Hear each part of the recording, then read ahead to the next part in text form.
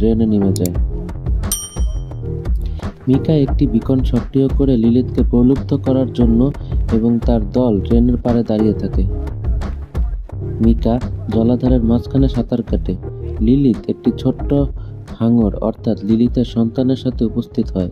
ঠিক তখনই আদিলের দল ওই স্থানে আসে এবং মিকাকে জল থেকে বেরিয়ে আসতে বলে।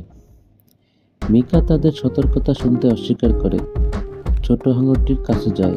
ঠিক তখনই লিলিথ তাকে আক্রমণ করে হত্যা করে, যার ফলে একটি ব্যাপক আতঙ্ক সৃষ্টি হয়। আতঙ্কিত হয়ে লোকজন দ্রুত ওই স্থান থেকে বের হওয়ার জন্য ছোটাছুটি শুরু করলে অনেকে পানিতে পড়ে যায়। হাঙরের কামড়ে অনেকে আহত হয় এবং 12 জন মারা যায়, যার মধ্যে আদিলের দলের 2 জন পুলিশ অফিসার বেন এবং লিওপোল্ডো ছিল। পরবর্তীতে সোফিয়া এবং আদিল ছোট হাঙরটিকে মৃত দেখতে পায়।